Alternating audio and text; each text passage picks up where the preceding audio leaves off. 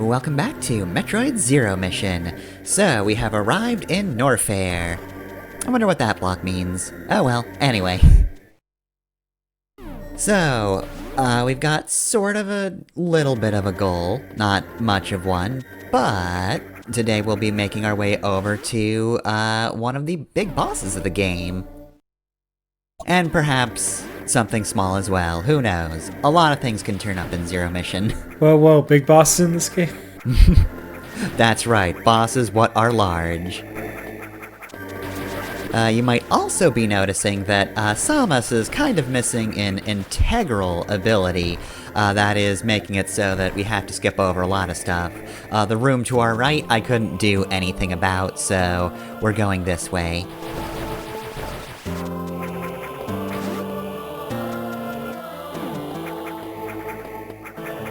And now we're going to a completely different area. And now we're leaving Norfair. Bye, Norfair. On second thought, let's not go to Norfair. 'Tis a silly place. Alright, so Criteria is technically where Samus started out, except we just sort of skipped over that. Her ship is in Criteria. This is sort of the surface area of Planet Zebes, whereas Brinstar is where we actually started the game, just wandering around getting morph balls and whatnot. So, we're not actually going to be exploring that much of the surface. It exists, and there are places to go, but that's not really what we're going to be doing for a pretty big percentage of the game. It's also worth noting that, water physics, don't mess with them. We can't really do anything with water right now, so if you see a big pool, then just assume that you have to find just the nearest tiny area to just jump up and leave. Yeah, the water in Metroid is brutal. Mm-hmm. Thankfully, it's not as brutal as it is in Super.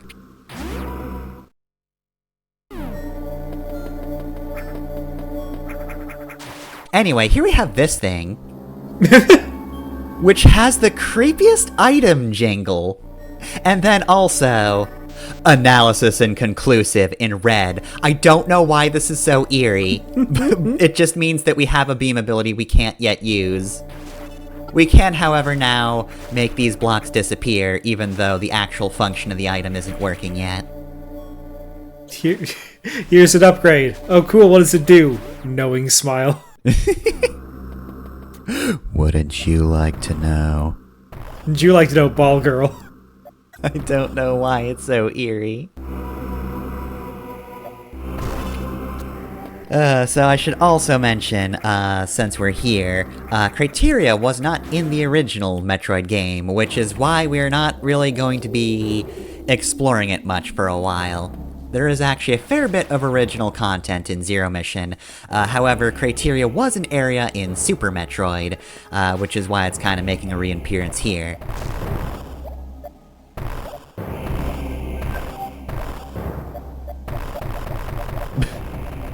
Alright, make sure you know how to bomb jump. It's basically just leave bombs in air, and they'll just kind of spring you upwards.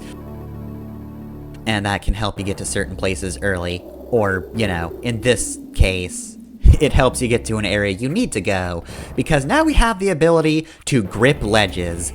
That's right, we needed to unlock that as an ability. I love the power grip.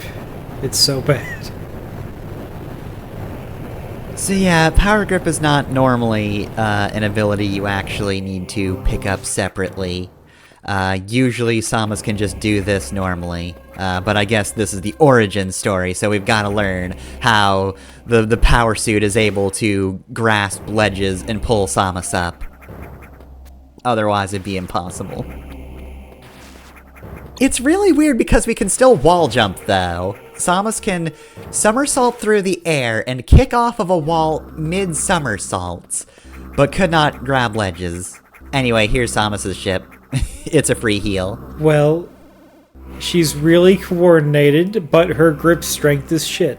Look, at some point it was established that the power suit is basically just a common rider armor. It doesn't come up much especially in the good Metroid games, but it did come up in the manga, so we do know that she can sort of just summon it at will. Now, you might be thinking like, hey, doesn't that sort of thing like kind of just like raise the power of whoever's wearing it? Like, yeah, that's the implication, is you're like 10 times stronger or whatever when you're wearing the armor. However, that's not the case for the power suits. It's all just smoke and mirrors, because like the Chozo have hollow bones.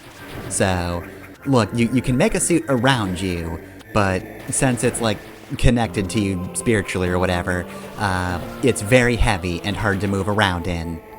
The possibility remains that Samus could, in fact, grip things if she weren't wearing this armor. I'm gonna say no. I'm gonna say that's her Achilles heel. It's a good thing she's not living in sword times, because she wouldn't be able to grip the sword. She only eats sandwiches, can't grip the silverware. She just slams her face down into the plate if she needs to. Okay, but alternatively, somebody sits down silverware in front of her, she just summons the arms of the power suit. I see, now she can grip it. It makes her more powerful. Alright, now we can get this very easy to acquire missile tank. Look, life is hard when you have DNA spliced into you that turns your normal bones into hollow bones. They don't really talk about it, but simple tasks like lifting yourself up do get more difficult. I say as if I can lift myself up. And now we can also grip this. Yeah, just... That area we just went to is very weird. Clearly that is all Zero Mission original, all that stuff. The unknown item doesn't appear in original, nor does the ability to grip. You don't particularly need it in original Metroid, I guess. And then afterwards she can just do it. Like many things, it's just sort of assumed that Samus keeps that ability.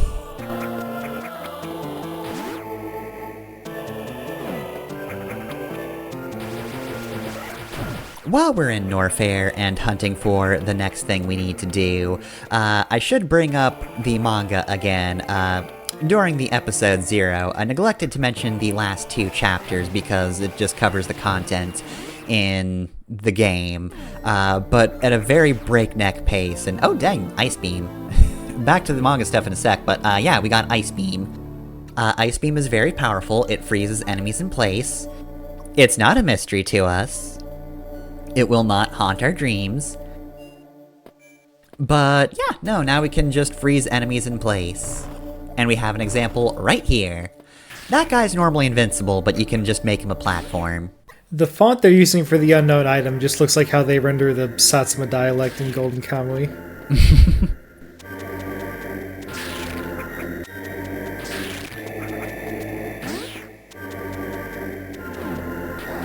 Alright, so yeah, anyway, manga time though. So, to describe either one of the chapters of the manga though, is very easy, because it's basically just... Samus kinda just does shit constantly. I feel like the author was going for a certain tone that's not necessarily bad, but is incredibly at odds with how the game actually works. Because it's basically just Samus charging through Zebes and just getting attacked constantly. It's just a never-ending barrage of enemies. Which, again, if you're gonna just mostly make a manga for the sake of backstory but still have to do Zero Mission anyway, sure, yeah, I guess that makes sense. Like, if you want to see the actual content of Zero Mission, just play Zero Mission. Maybe they didn't tell the guy that Metroid is not a shmup. But yeah, it is a very different tone than just about what I think of any given Metroid, and I don't think that's going to be a hot take, really. I think most people see Metroid as a very calm-ish, well, not like calm exactly, but very understated. Things are happening and there are aliens that are trying to kill you constantly, but like, Samus just kind of takes it all in stride. It's very atmospheric. Yeah, it's about exploring a very hostile world as a very capable character whose main power, other than her cool Kamen Rider suit, is just, I am very, very calm. He makes very calm, straightforward decisions.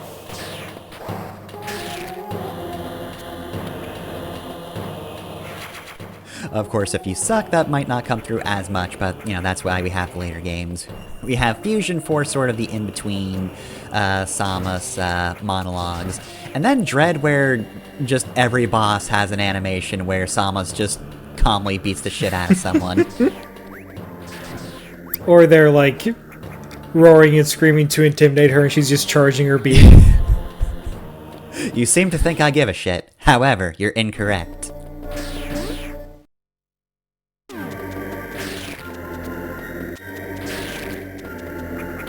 But yeah, just... I don't know. Again, I don't think it's necessarily a bad choice, and certainly for reading a Metroid manga that is more about a backstory, I think that just makes sense. I feel like if you really wanted to do like a proper tone for a Metroid manga, though, like something that would capture the games, you would just hire somebody who's really good at environmental arts. I don't think you would make a manga. I think you would make a series of, like, oil paintings. Just depicting Samus in various locations. Yeah, that'd be cool as hell. Also, somebody who knows more about painting can correct me if there's a style of painting that'd be more appropriate. All I could think of was oil and watercolor, and oil sounded more adult. Yeah, I have taken art history classes, but admittedly, art's not really my wheelhouse, so I can't say I retained the most about it. They're very interesting classes, and I would recommend them. It's always good to have art history, but also, if it's not useful to you, you'll probably not remember it the best. Anyway, though, so while I was talking about that, we have changed direction completely. We're in Brinstar again, and that's in part because some areas in Norfair are just way too hot and will kill you very, very quickly if you stay there too long, especially if you only have like the one extra little health pip. But the other reason is because a statue directed us towards Kraid, so Brinstar is where that is. It's also worth noting that yes, there are just kind of crumbling blocks. Think kind of like Mario donut blocks, where you just have to stand on them for a moment and eventually they'll disappear and oh dang, that looks fancy. That looks fancy and like it wasn't in the original game. Oh well. Perhaps we'll pick that up later, and perhaps not as later as one might think or hope. Alright, so I also could have gotten this earlier. This is going to be a test of your bomb jumping skills, and it is far harder than the one I needed to get the power grip, but I did get it. It wasn't so bad. Bomb jumping is honestly not that hard of a Metroid trick as far as the tricks go. Like, I always had trouble with consistent wall jumps before Dread. I can do like one easily. That's the easy one. After that, no, they're all problems.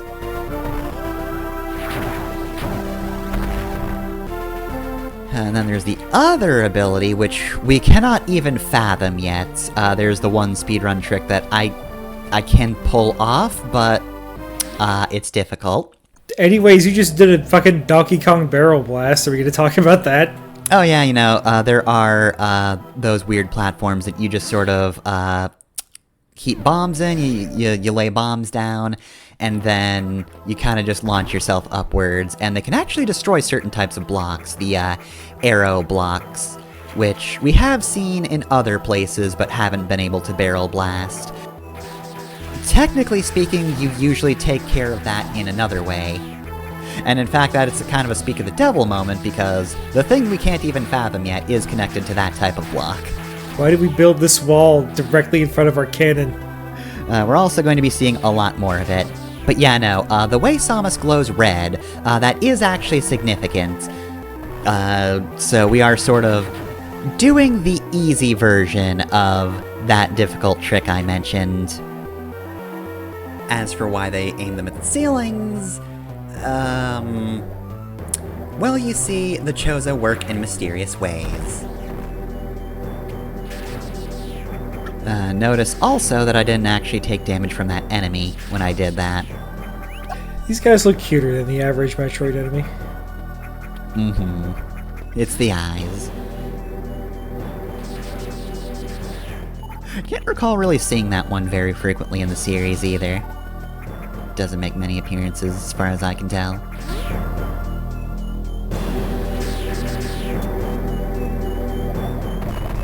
I should also mention that yes, we have arrived in a new area, and this one's just called Kraid. Or Kraid's hideout if you'd prefer. But yeah, no, this is sort of our big boss area. That sort of, Zero Mission's thing is... we don't actually have that many major bosses in the game, but the ones that do exist kind of just have their own places to hang out in. And Kraid is gonna take a little bit. This is probably going to be one of the longest videos in the series. By a long shot. Kraid just names everything Kraid. He's just bad at naming things. Right, so we've got our next mini-boss, the Kraid Worm. Pretty much you're just gonna want to grab this thing anytime the Kraid Worm just does that motion, the little grabby motion. Just go to the other side and just start lobbing missiles at it. That's how you want to do your damage. Charge Beam can help, but honestly, if you've got missiles to spare, that's always the preferable thing. Because, of course, it takes time to charge a beam. Takes no time whatsoever to just start shooting missiles. And you get so many. And dirt. Damn, it was made out of missiles all along.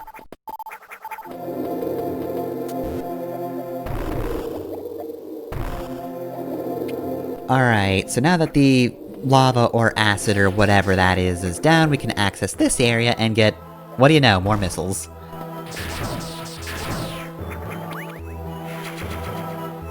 Yoink that, and get out of there. That enemy reminds me of something, and I cannot think of what. I feel like there's an enemy in a different game that just resembles. Oh, I was going to mention that one prawn Muppet. Because it has the eye stalks. Mm-hmm.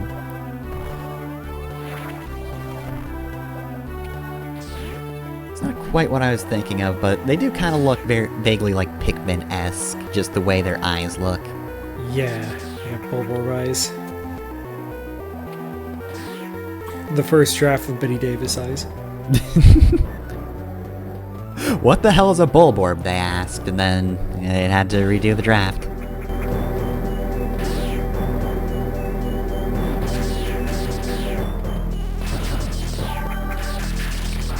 God, Ice Beam is so good, though.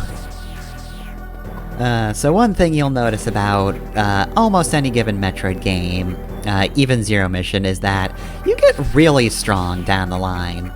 Things have the potential of killing you quick in Metroid, however, your upgrades are pretty palpable. Like, all the missiles you get means that eventually you'll kind of just be able to spam them in most given encounters and not break a sweat. You also just get very good beam upgrades that just sort of decimate enemies. Metroid does a very good job of just having a whole lot of different enemies that serve different purposes, but by the end you can kind of just destroy them without much of a thought.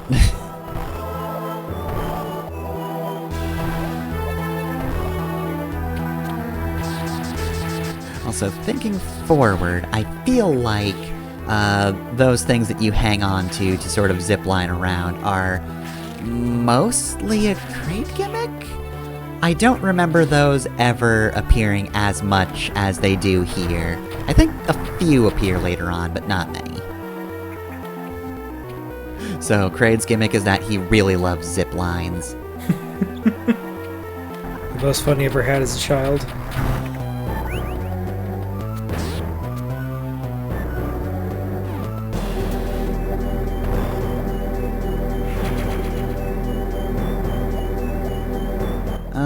And back down here. So, where do we go next? Into the fake pool of lava, acid, whatever. Sure. I will admit, that one's kind of a dick move, and you do very much need to go down that path at some point or another. This area sort of loops, but if I remember correctly, if you try to come around from the other direction of this loop, it actually is kind of a dead end. So I'm pretty much taking the path you have to take. And I'm making that assumption because if that weren't the case, I would actually be going pretty much clockwise instead of counterclockwise.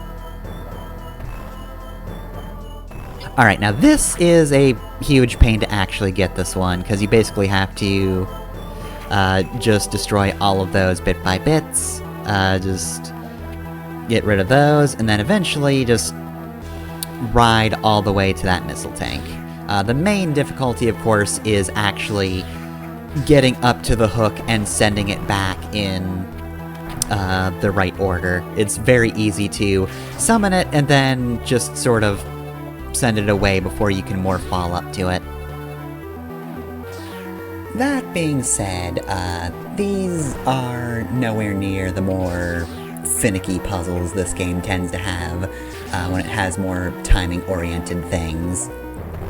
There is certainly worse, and I will kind of miss quaint little puzzles like this when they do get actually very tricky.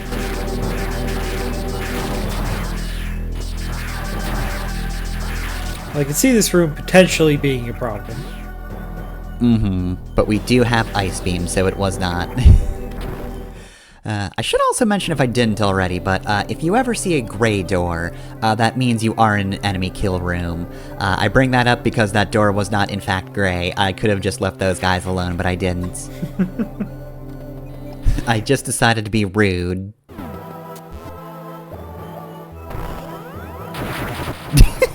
God, that's satisfying. Timed that perfectly to kill that little eyeball buddy on the bottom.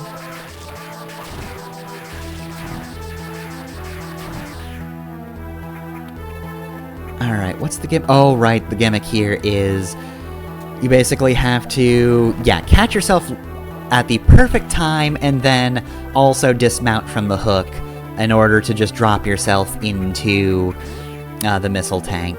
Wow, that's mean. Oh, it is so mean. Yeah, that is a very difficult trick to pull off.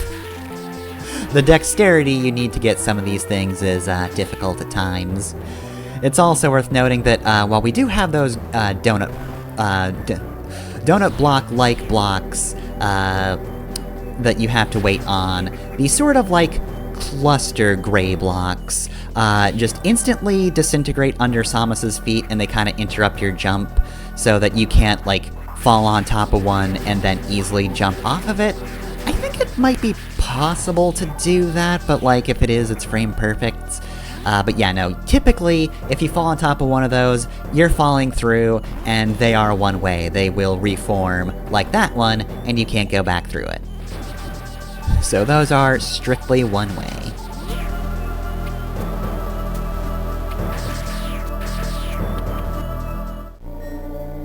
So what do we have here?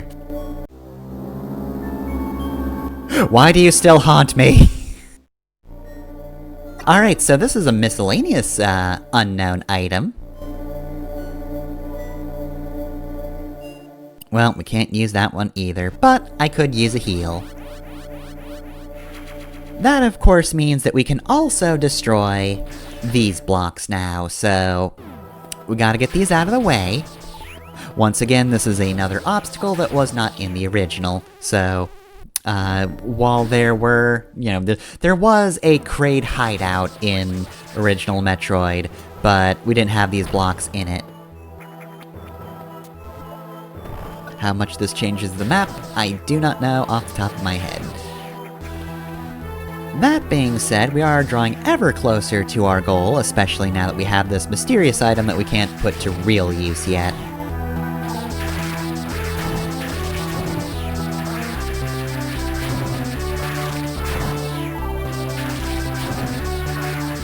We'll also say this room is surprisingly difficult because of those flying enemies.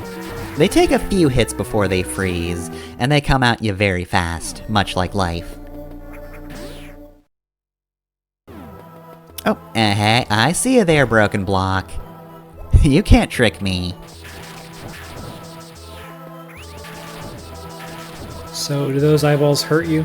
No, I don't believe so. I think that's just an animation. Oh, okay. This one just has to be extra gross. Mm-hmm.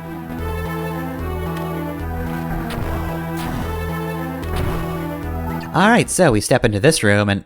Oh my god, it's Kraid. There he is. Alright, so our next boss is Kraid. If you're playing the original Metroid, he is not this big. He is a tiny boy. Mm-hmm. In fact, I feel like he's actually tougher in the original. This boss is modeled a little more off of Super Metroid, but it's simple enough, especially since you start on a high-up platform. That just kind of allows you to stand there and shoot him in the mouth until he dies. There we go, Kraid's dead. Yeah, in original Metroid, all the bosses are the same height as Samus, which is jarring for many reasons. Yeah. Damn, he really suffered as he died. So that boss battle kind of went just as fast as it did in the manga. In the manga, he just sort of appears out of nowhere. We got the speed booster. Back to Kraid in a second. So this is the ability I was talking about earlier. You probably recognize that icon, because it's the same as the one on the blocks. Basically, you keep running until Samus just starts going real fast. She will start glowing red, at which point she can break certain types of blocks, and then that's pretty much just it. So we'll see that activate in a moment, and there we go. It's a very fun ability, but like I said, this one is connected to some real bastards of, pickups, I will say. But yeah, in the manga, Kraid just sort of appears, and initially, I thought that in the manga, Kraid spoke, but no, it's actually Mother Brain speaking. She's just kind of heckling Samus as she makes her way through Zebes, but yeah, no. Kraid just appears, and she's like, alright, here's Kraid. He's Ridley's comrade. You're gonna fight him now. Yeah, Kraid is just the designated punk-ass bitch of the Space Pirates. Mm-hmm. And much like in the game, Samus couldn't actually damage him from the outside. She had to shoot his mouth, but it came to her a little bit harder in the manga than it did here. I just sort of disintegrated him in this one.